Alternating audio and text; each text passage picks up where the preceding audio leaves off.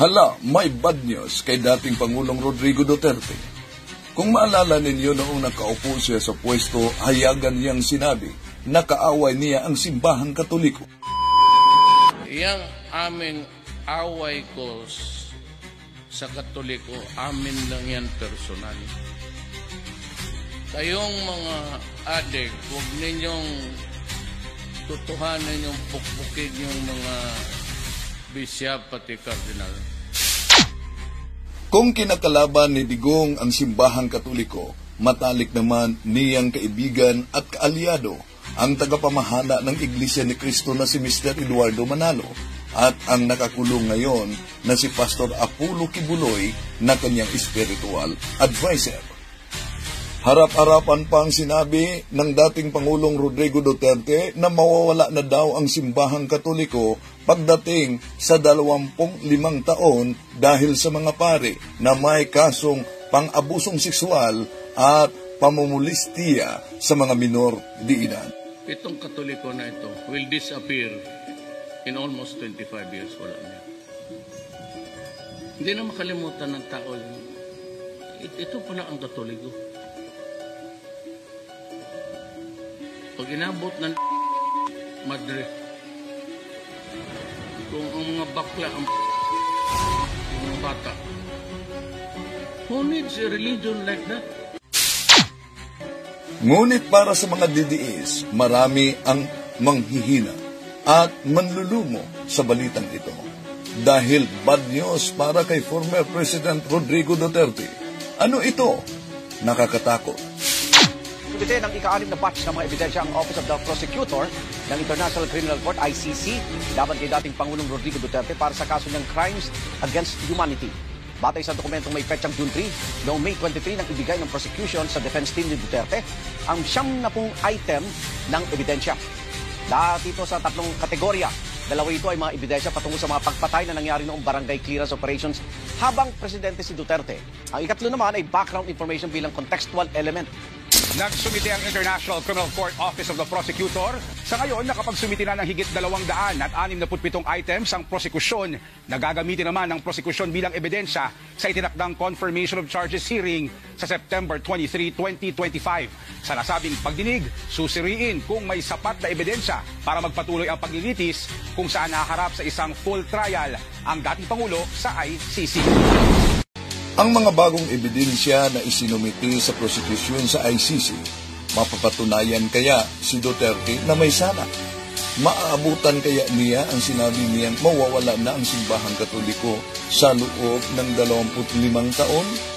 Di kaya matulad si Duterte kay Napoleon Bonaparte na noong 1798 kung saan si Papa Pius VII ay hinuli niya at nagdeklara na ang simbahang Katoliko ay wala na.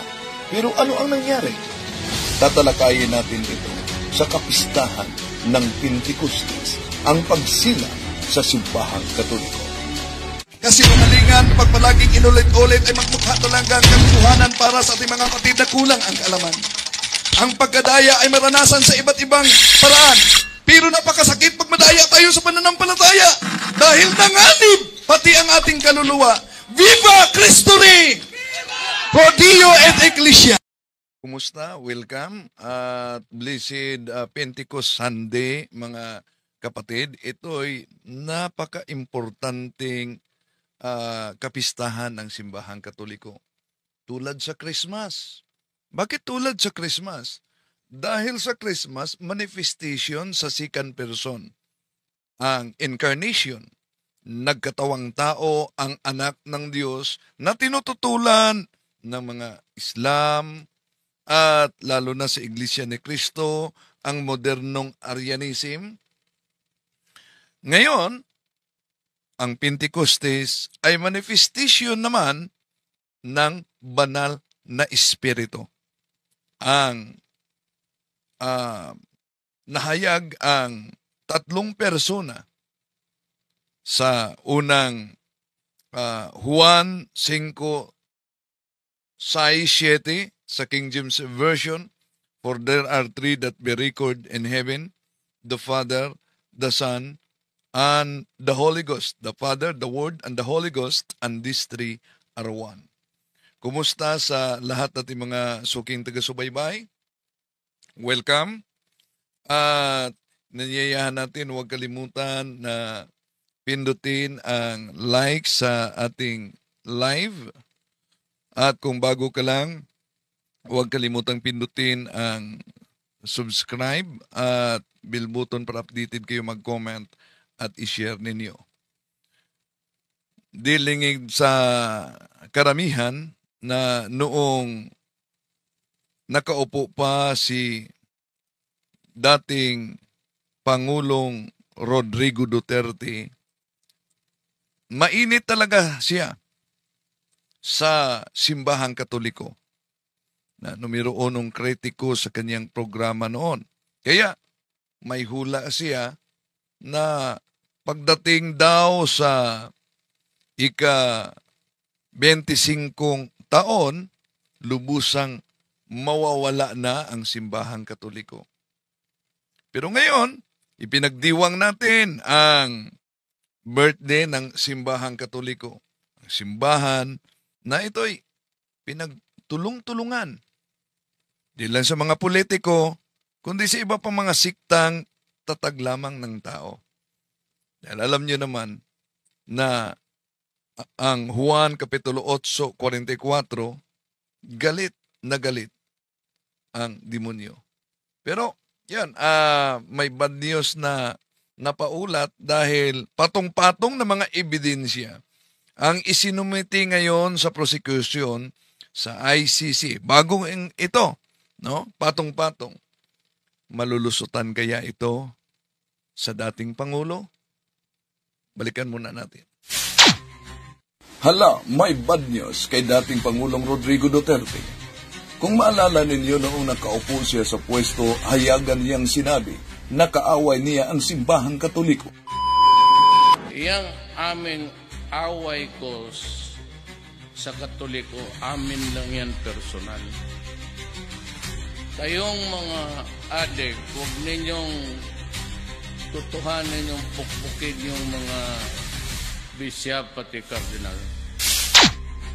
Kung kinakalaban ni Digong ang simbahang Katoliko, matalik naman niyang kaibigan at kaalyado ang tagapamahala ng Iglesia ni Cristo na si Mr. Eduardo Manalo at ang nakakulong ngayon na si Pastor Apollo Kibuloy na kanyang spiritual advisor.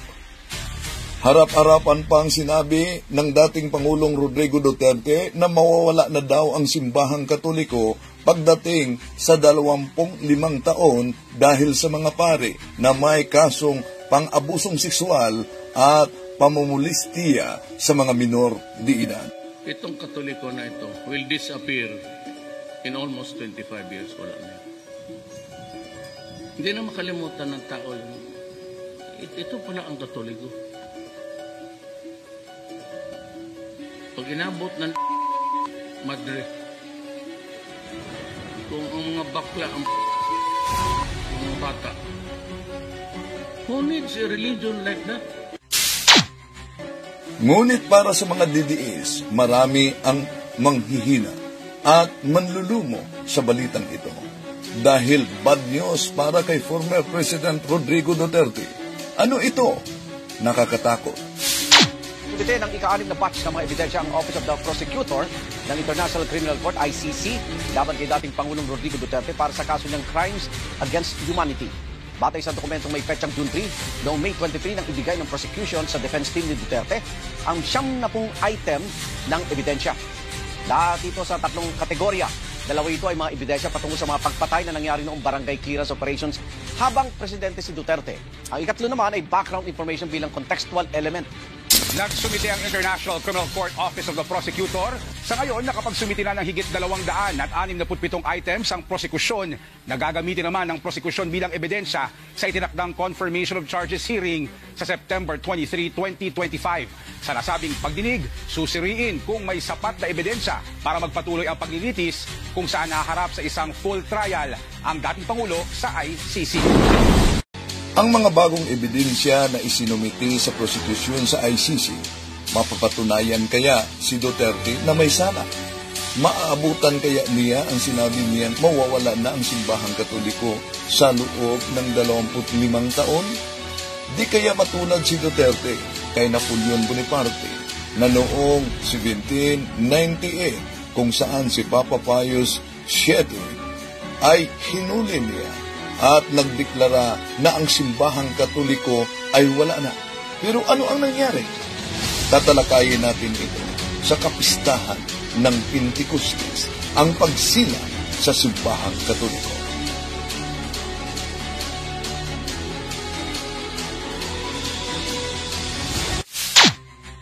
Okay, blessed Pentecostes Sunday sa lahat nating mga kapatid na sumusubaybay ngayon. Welcome muna natin.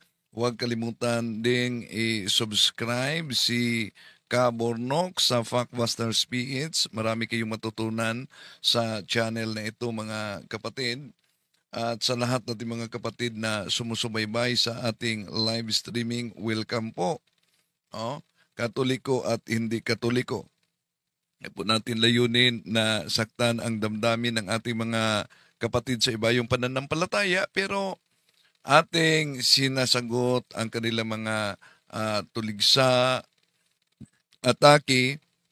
Kaya nga, daming nagagalit dahil pati na si Duterte noon, sinasagot natin. Kung maalala ninyo, may hamon siya noon na makipagdebate. No? Pero biglang nawala yon. Etong sinabi niya na personal lang niya ang away sa simbahang katoliko. Pero mapansin ninyo, napakatalik niyang kaibigan sa mga anti-katoliko. Pero katoliko to si Duterte, mga kapatid. No? Maraming salamat kay kapatid na Julius Bisere. At sa lahat natin, Bro Windel, subscriber na ako kay Kabornok. Salamat Muslim Islam, no, sa pagsubaybay. Ngayon, mga mahal na kapatid, ipinagdiwang natin sa simbahang katoliko sa buong mundo ang Pentecost Sunday. Itong Pentecost Sunday ay walang pagkakaiba ito sa selebrasyon sa December 25. Blessed Pentecost Sunday, Bro Wendell, sabi ni Humility. Yes, sa lahat nating mga kapatid, no? Dahil ito ang manifestation ng ikatlong persona sa Santissima Trinidad. Kung sa December 25, ang manifestation na nagkatawang tao ang anak ng Diyos, ang ating Panginoong Jesucristo. Sa Pentecost Sunday na ipinagdiwang natin ngayon, ang birthday ng simbahang katoliko. Bakit birthday ng simbahang katoliko? Kaya nga, kung tignan natin ang aklat Europe Before Modern Times, itong The New Book of Knowledge Encyclopedia, Volume 16, page 287, The History of the Roman Catholic Church began in Upper Rome in Jerusalem almost 2,000 years ago. So, nagsimula ang simbahan doon sa Jerusalem. Kaya nga, takot ang ating mga kapatid sa iba yung pananampalataya na gagamit ng history. Ang gusto nila, history. Bakit? Dahil ayon sa isang ministro na protestante na na-convert sa pagiging katoliko at nagiging cardinal, walang iba si John Henry Cardinal Newman. Alam niyo, sabi niya, na to be deep in church history is to cease to become a Protestant. Adversely, to cease to be deep in church history is to become a Protestant. Alam naman ng karamihan mga kapatid na para tutulan lalo na sa napakatalik na kaibigan ni dating Pangulong Rodrigo Duterte na Iglesia ni Cristo, mga kapatid. Alam niyo, noon pa man, no? Na ginagamit nila ang mga aklat katoliko, pinagchap-chap, at para kontrahin na ang simbahang katoliko ay tatag ng ating Panginoon Kristo, may aklat silang ginagamit. At alam niyo na yan, Anong aklat yan? Yung kahit sa debate, ginagamit nila ito, dapat alam ninyo ito. Ito kasi ang nakasulat, Discourses on the Apostles' Creed by Reverend Clement H. Crack, page 191. In 1870 at the Vatican Council, the name Roman Catholic Church was proposed, but it was rejected. The bishops assembled unanimously decided upon this official name, the Holy Catholic Apostolic Roman Church. Diyan lang sila. Hihinto na. At ang konklusyon, kailan lumabas ang pangalan opisyal? 1870. Kaya sino ang nagtatag? Walang iba, mga obispo sa Konselyo Vaticano. Kailan? 1870. Yun. Yun ang sinasabi natin, mga kapatid, na ang history ay ginawa nilang history. Bakit? Una, yung konsilyo at dapat niyong malaman din na pagbasa ng mga ministro ni Felix Manalo, na vice-friend ni Tatay Digong Nenio, ang Discourses of the Apostles' Creed by Reverend Clement H. Crack, na in 1870 at the Vatican Council, the name Roman Catholic Church was proposed, but it was rejected. The bishops assembled unanimously decided upon this official name, the Holy Catholic Apostolic Roman Church. May karugtong as descriptive of Christ Church. Paglalarawan sa tunay na iglesyang tatag ng ating Panginoong Jesucristo. So, bakit po ba inilarawan ang tunay na iglesia? Alam niyo naman na noon pa man may babala ang ating Panginoong Jesucristo. San Mateo 24:24 na may mga lilitaw na mga bulaang mga ngaral. At itong mga bulaang mga ngaral na ito, mga kapatid, ay magdala sa kanyang pangalan. Kaya nakita niyo naman sa ating panahon ngayon, ang daming nagsilitawan, nagdala ng pangalang Church of Christ, may Kristohanon, may Iglesia ni Kristo, may Iglesia sa Diyos. Kaya, para makita ang tunay na Iglesia ni Kristo, kailangan talaga na maglagay ng mga batong patanda sa landas.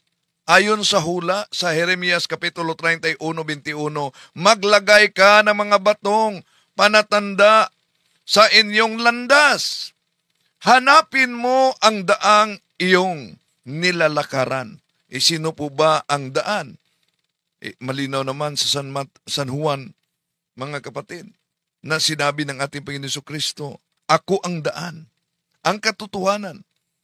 So, maglagay ng mga palatandaan sa daan na nilalakaran.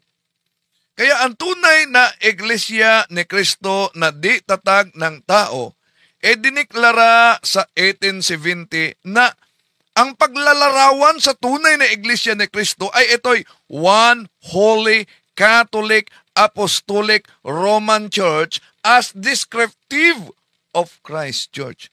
Sabi nila, wala sa Biblia. Pag may makapakita natin sa Biblia, daya na Biblia yan. At ang konklusyon pa nila, kailan lang lumitaw ang pangalang One Holy Catholic? 1870 lang.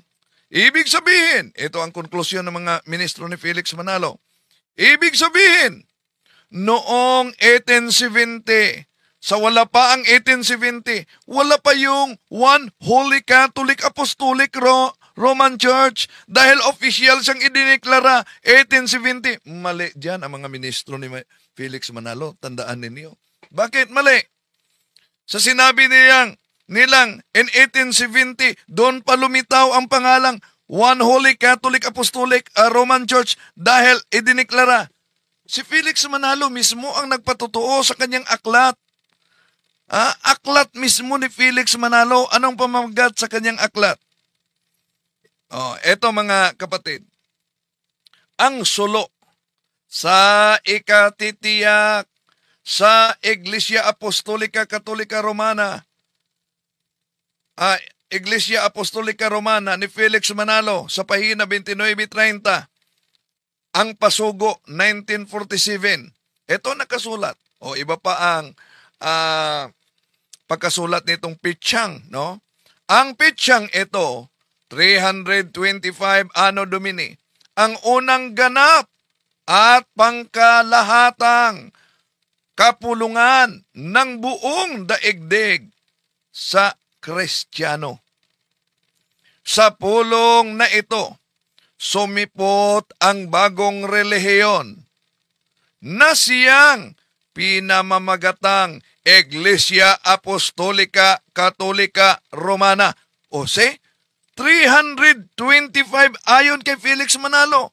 Kaya, sabi, dapat alam ninyo ito dahil ang mga ministro kasi sasabihin nila, 1870 lang. So, wala pang 1870, di yan sumipot ang One Holy Catholic. Mali. Ang deklarasyon ng simbahang katoliko, diniklara lang sa 1870 ang di mabagong katotohanan na iyon talaga ang naglalarawan sa tunay na Iglesia ni Cristo, ang One Holy Catholic Apostolic Roman Church. At kung tingnan natin ang naturang aklat na ginagamit nila mga kapatid, ito kasi ang mabasa natin. Discourses on the Apostles' Creed by Reverend Clement H. Crack, down through the centuries. The name Catholic or Universal has always been the same distinguishing mark of the Church of Christ from other churches. See? Distinguishing mark from other churches. Kaya di kayo magtaka mga kapatid na ang mga ministro ni Felix Manalo gumagamit sa mga aklat katoliko. Di ba ba? Nauna nating tinatalakay yung mga aklat katoliko na pinag-chap-chap-chap-chap nila. Ang resulta, nagiging squatter sila. Bakit squatter? Dahil nabasa lang nila sa aklat katoliko ang pangalang Church of Christ, abay, naglulundaga na. At sa kanilang propaganda, ito, otoridad mismo katoliko, nagpatunay na ang totoong iglesia na tatag ng ating Panginoon Jesucristo, walang iba, kundi ang Church of Christ. Naalala niyo, ginamit natin itong aklat na ito, Fundamentals of Catholic Dogma, dahil bahagi ito sa kanilang propaganda, mga kapatid. Balikan natin. Ang babasahin namin sa inyo isang aklat ng Iglesia Katolika. Ang pamagat nito ay Fundamentals of Catholic Dogma. Ang sumulat nito ay nagngangalang si Dr. Ludwig Ott sa page 274. Tungkol sa Mateo 16:18, si San Cipriano ay nagsasalita tungkol sa pagtatayo ni Kristo ng Iglesia ni Kristo at pinanganlan ng Iglesia na Iglesia ni Kristo. Yan po ang patutuon ng sumulat ng aklat. Ang Panginoon Jesucristo ay nagtayo ng Iglesia at ang sabi po niya, pinangalanan nito na Iglesia ni Kristo. Yan. Gamit itong aklat, Fundamentals of Catholic Dogma. At ito ang paulit-ulit nilang ginagamit sa propaganda na kahit mismo ang otoridad katoliko nagpatunay na ang totoong iglesyang itinatag ng ating Panginoon Jesucristo, walang iba. Ayon sa Fundamentals of Catholic Dogma, tinatawag na Church of Christ, Iglesia ni Cristo. Tanong, tutol ba tayong mga Katoliko na yun ay tinatawag ang tunay na iglesyang tatag ng ating Panginoon Jesucristo, Iglesia ni Cristo? Pero ang tanong, bakit po ba One Holy Catholic Apostolic Roman Church? May karugtong po yan. Iniwasan nila. Ito kasi ang mabasa. To describe this church, this true church of Christ, which is the Holy Catholic Apostolic Roman Church, there is no name more noble none more excellent, none more divine than the expression, the mystical body of Jesus Christ. See,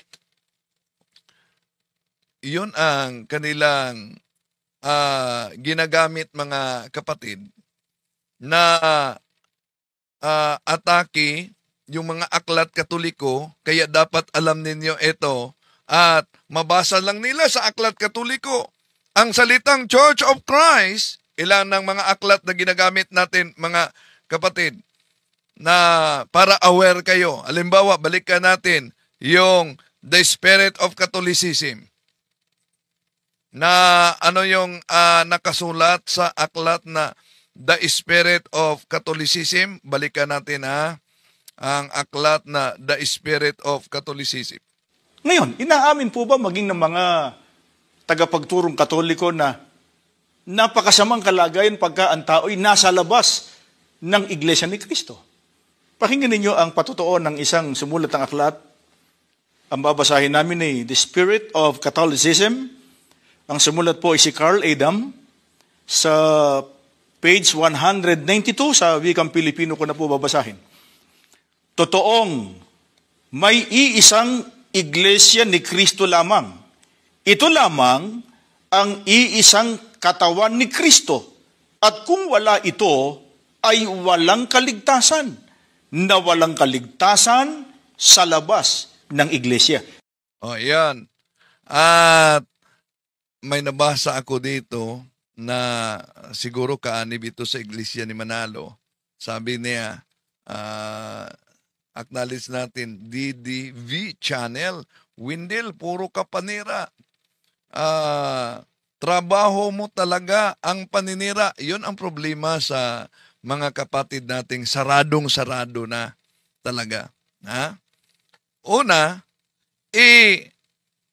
matagal panahon, ginagamit ninyo ang aklat Katoliko, pinagchap-chap ninyo at inaangkin na kayo ang pinatunayan sa aklat Katoliko.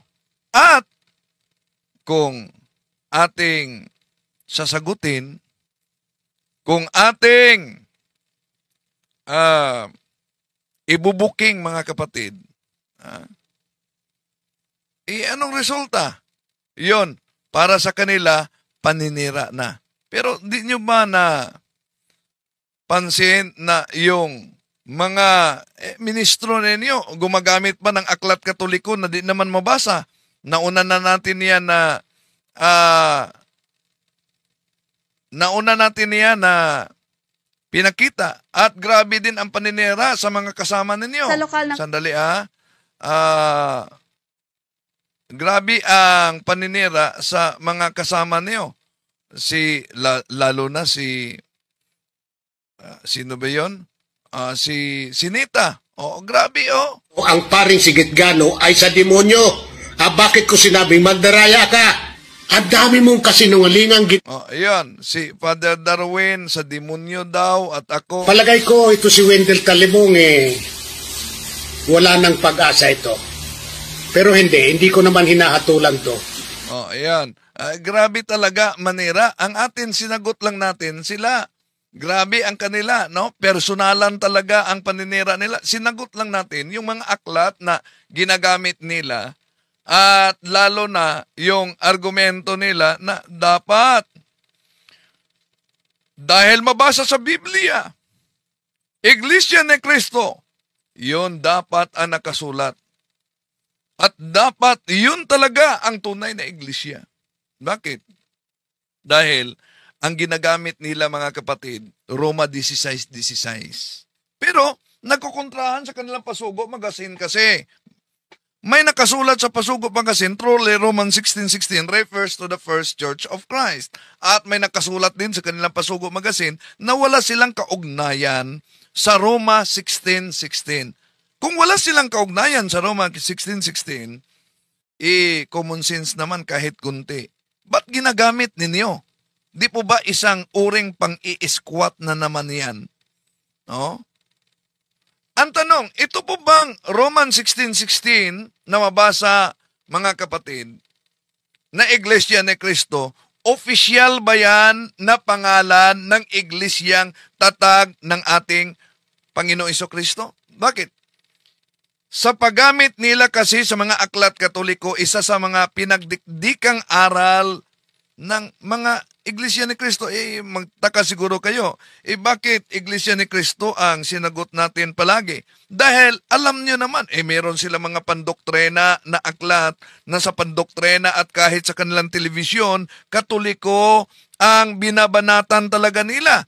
Inasa Acts and Decrees of Second Plenary Council of the Philippines yan, nakasulat na dapat sagutin ang mga banat ng Iglesia Iglesia ni Cristo. At pinagdikdikan nila na dito daw sa Pilipinas, ang opisyal na iglesyang tatag ng ating Panginoon Jesucristo, Iglesia ni Cristo, na mabasa sa Roma 16:16. Ano po ba ang nakasulat sa Roma 16:16, mga kapatid? Ito po ang nakasulat sa Roma 16:16. Na ginagamit ng mga ministro. Mangagbatian kayo ng banal na halik. Binabati kayo ng lahat ng Iglesia ni Cristo. Yan. Dahil sa Iglesia ni Cristo na pangalan, yun ang ginagamit nila, mga kapatid, na dapat umanib ka sa Iglesia ni Cristo na nakasulat sa Roma 16:16. Dahil kailangan yan at pinatunayan ng otoridad Katoliko na walang kaligtasan sa labas ng Iglesia ni Cristo. Pero, sino po ba na Iglesia ni Cristo ang binanggit sa aklat Katoliko na ginagamit ng mga ministro? Wala namang iba, mga kapatid, kundi ang simbahang Katoliko yan. Kaya, mag-ingat sa ganitong propaganda na dahil binanggit sa Roma 16:16 ang Iglesia ni Cristo, ay pinatunayan na nila na sila ang tinutukoy sa Biblia. Mali po yan. Una, ang Iglesia ni Cristo sa Roma 16:16, mga kapatid, ay, alam nyo, isa lang yan sa halimbawa o example sa tinatawag na descriptive terms sa Biblia patungkol sa iglesyang tatag ng ating Panginoon Jesucristo. Ang daming mga descriptive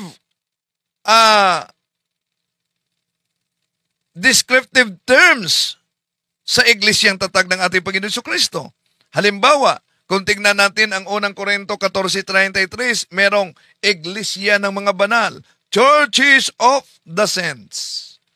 Kung punta naman tayo sa Roma Kapitulo 16, versikulo 4, merong Church of the Gentiles. Kung punta naman tayo sa Acts chapter 20, verse 28, meron tinatawag na Church of God. Ginagamit nila dyan, nauna nating tinatalakay, yung isang version ng Biblia dahil Church of Christ ang mabasa, yung Lamsa Translation Bible, mga kapatid. At kung tingnan naman natin ang unang Timoteo Kapitulo 3, versikulo 16, Church of the Living God. At sa Hebrews chapter 12, verse 23, meron Church of the Firstborn.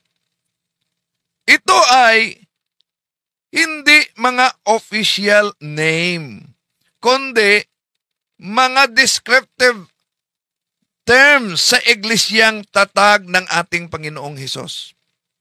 Descriptive terms, common term, hindi proper name, official name. Pero ginagamit ito ng ating mga kapatid. At kung tandaan natin na pag mabasa sa Biblia ang salitang Church of Christ, tunay na, abay, baka di nila alam o nagbulag-bulagan lang na marami talaga ang gumagamit na iba't ibang mga siktang protestante sa pangalang Church of Christ, katuparan sa babala ng ating Panginoong Hesukristo. Anong babala ng ating Panginoong Hesukristo? Sa San Mateo 24:24, sa kanyang pangalan, lilitaw ang mga bulaang mga ngaral na magdala sa kanyang pangalan. Kaya mayroong Church of Christ tatag ni Joseph Smith. noong April 6, 1830. Merong Church of Christ na tatag ni Ezra Booth noong 1836. Merong Church of Christ na ang nagtatag ay si Warren F. Harris noong 1837. Merong Church of Christ na ang founder ay si William Chabe noong 1830s. Merong tinatawag na Church of Christ na ang founder ay si Hiram Page noong 1842. So paano yan? Ang daming gumagamit sa Roman 16:16. Mas nauna pa kaysa iglesyang sumulpot dito sa Pilipinas noong 1914. Di po ba? Ang tanong tunay o totoo ba na sila'y iglesia ni Kristong tatag ng ating Panginoon Jesucristo sa Jerusalem? Kaya sino ba ang tunay na iglesia ni Kristo na itinatag doon sa Jerusalem? Ay mas mabuti na sila na din ang magsabi. Mali po ang pagkaunawa nitong si Talibong. At ang Iglesia Katolika bilang isang organisasyon o samahang pangrelihiyon, yan po ang organisasyon. Pagka sinusi pabalik, yan ang dating Iglesia ni Kristo. Yan ang dating Iglesia ni Kristo. Yan ang dating Iglesia ni Kristo. Hindi po totoo yan. Mali po ang pagkaunawa nitong si Talibong. Talaga pong ang Iglesia Katolika Apostolika Romana, talaga pong sa pasimula, yan ang Iglesia ni Kristo.